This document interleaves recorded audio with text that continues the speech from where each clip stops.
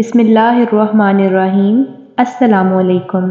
تاریخ میں بہت سی اقوام ایسی گزری ہیں جو اللہ کی کسی نہ کسی نافرمانی کی وجہ سے عذاب الہی کی مرتکب ٹھہریں۔ انہی قوموں میں سے ایک قوم ہے قوم لوط، جس نے ایک ایسے گناہ کا آغاز کیا جو پہلے کبھی کسی نے نہ کیا تھا، اور سزا کے طور پر اس قوم کو دردناک عذاب دیا گیا۔ حضرت لوط علیہ السلام حضرت ابراہیم کے بھتیجے تھے۔ ان کے والد کا نام ہاران تھا۔ حضرت لوط علیہ السلام عراق کے شہر عر میں پیدا ہوئے اور ان کا تعلق سامیوں کے عبرانی قبیلے سے تھا۔ سامی نسل کی ابتدا حضرت نوح علیہ السلام کے بیٹے حضرت سام سے ہوئی تھی۔ حضرت لوط علیہ السلام اور ان کی بہن حضرت سارہ، جو کہ حضرت ابراہیم علیہ السلام کی بیوی بھی تھیں، دونوں حضرت ابراہیم علیہ السلام پر سب سے پہلے ایمان لائے اور حضرت ابراہیم علیہ السلام کی تمام ہجرتوں میں ان کے ساتھ رہے۔ حضرت لوط علیہ السلام کے والد کا انتقال ہو گیا تھا، اسی لیے ان کا بچپن حضرت ابراہیم علیہ السلام کے زیر سایہ گزرا اور ان کی نشوونما حضرت ابراہیم علیہ السلام کے ہی آغوش تربیت رہی۔ حضرت لوط علیہ السلام کے بہت سے معجزات تھے۔ وہ جب بھی بارش کے لیے دعا کرتے، آسمان بادلوں سے بھر جاتا اور خوب بارش ہوتی۔ وہ جس پتھر پر بھی اپنا سر رکھتے، اس پتھر پر ان کے سر مبارک کا نشان بن جاتا۔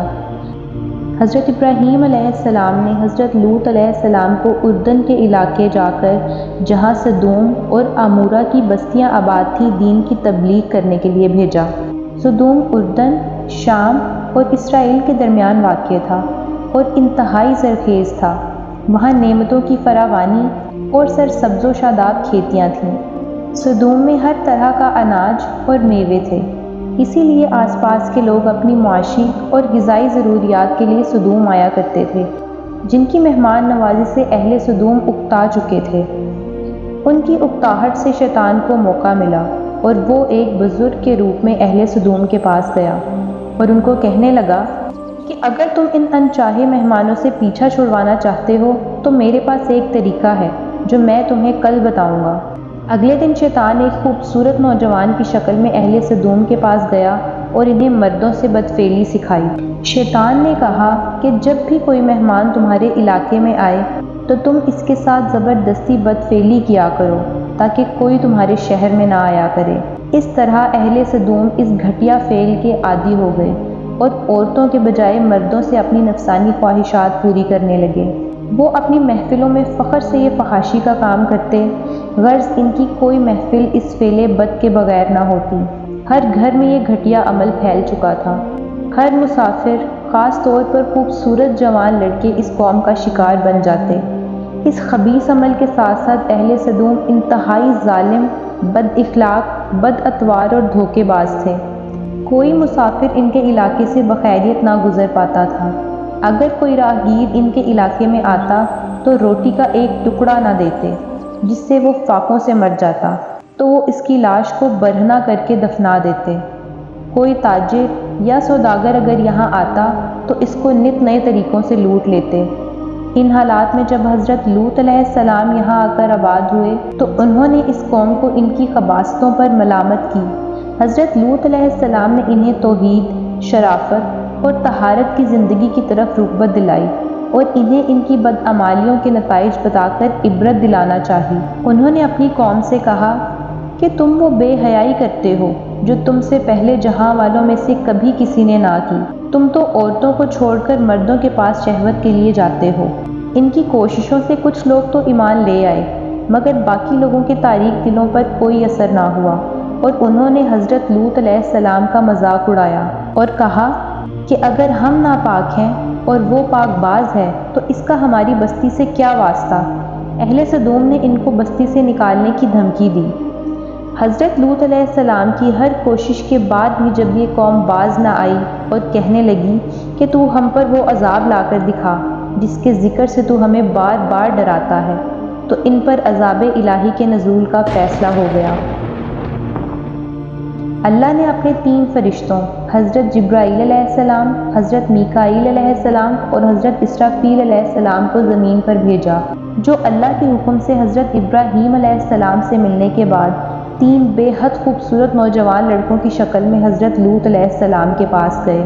حضرت لوط علیہ السلام نے جب یہ خوبصورت نوجوان دیکھے تو گھبرا گئے کہ میری قوم ان کے ساتھ کیا معاملہ کرے گی، کیونکہ ابھی وہ نہیں جانتے تھے کہ یہ فرشتے ہیں۔ حضرت لوط علیہ السلام کی بیوی وائلہ، جو در حقیقت منافقہ تھی، اس نے جب 3 خوبصورت نوجوان دیکھے تو اہل سدوم کو بتا دیا۔ اہل سدوم نے جب یہ سنا تو بھاگتے ہوئے حضرت لوط علیہ السلام کے گھر کی طرف لپکے اور ان کے گھر کا محاصرہ کر لیا۔ حضرت لوط علیہ السلام نے گھر کا دروازہ بند کر لیا اور ان لڑکوں کو کمرے میں چھپا دیا۔ حضرت لوط علیہ السلام نے اپنی قوم سے کہا کہ یہ جو میری قوم کی بیٹیاں ہیں یہ تمہارے لیے جائز اور پاک ہیں، اللہ سے ڈرو اور مجھے میرے مہمانوں کے سامنے رسوا نہ کرو۔ کیا تم میں سے کوئی شائستہ آدمی نہیں؟ تم کیوں اس لعنت میں گرفتار ہو؟ تو اس کے جواب میں ان کی قوم نے کہا، ہمیں تمہاری بیٹیوں سے کوئی حاجت نہیں، ہماری اصل حاجت سے تم بخوبی واقف ہو۔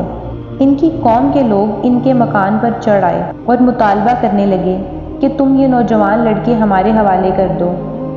حضرت لوط علیہ السلام کی گھبراہٹ کو دیکھ کر فرشتوں نے کہا، آپ گھبرائیے نہیں، ہم ملائکہ عذاب ہیں اور اللہ کا عذاب ان کے حق میں اٹل ہے اور وہ اب ان کے سر سے ٹلنے والا نہیں ہے۔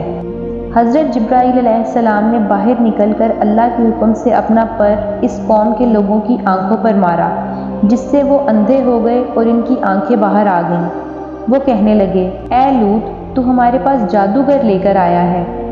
پھر فرشتوں نے حضرت لوط علیہ السلام سے کہا کہ آپ اپنے خاندان اور اہل ایمان کو لے کر اس شہر سے نکل جائیں اور انہیں پیچھے مڑ کر دیکھنے سے منع کیا۔ حضرت لوط علیہ السلام نے ایسا ہی کیا۔ حضرت جبرائیل علیہ السلام نے اللہ کے حکم سے طلوع آفتاب کے وقت سدوم شہر کی 5 بستیوں کو اپنے پر سے اکھیڑا اور انہیں لے کر آسمان میں بلند ہوئے، یہاں تک کہ آسمان والوں نے ان بستیوں کے مرغوں اور کتوں کے بھونکنے کی آوازیں سنی۔ اس سے پہلے کہ اہل سدوم یہ سمجھ پاتے کہ ان کے ساتھ ہوا کیا ہے، حضرت جبرائیل علیہ السلام نے ان بستیوں کو زمین پر پٹخ دیا۔ پھر آسمان سے پتھروں اور آگ کی بارش ہونے لگی اور ہر پتھر پر جس کا نام لکھا ہوتا وہ اس کے سر پر لگتا، جس سے ان کے سر پاش پاش ہو جاتے۔ حضرت لوط علیہ السلام کی بیوی اپنی اس بدفطرت قوم سے محبت کرتی تھی۔ اس نے پیچھے مڑ کر دیکھا اور کہا، ہائے میری قوم! ایک پتھر اسے بھی آ کر لگا اور وہ پتھر کی بن گئی۔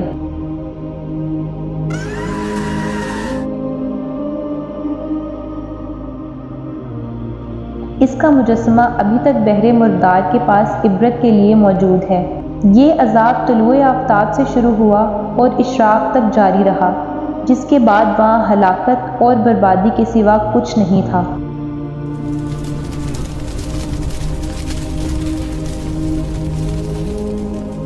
اس شہر کو اللہ نے سمندر کے ایک ایسے بدبودار حصے میں تبدیل کر دیا جس کے پانی میں نہ کوئی جاندار زندہ رہ سکتا ہے، نہ ہی اس پانی سے کوئی فائدہ حاصل کیا جا سکتا ہے۔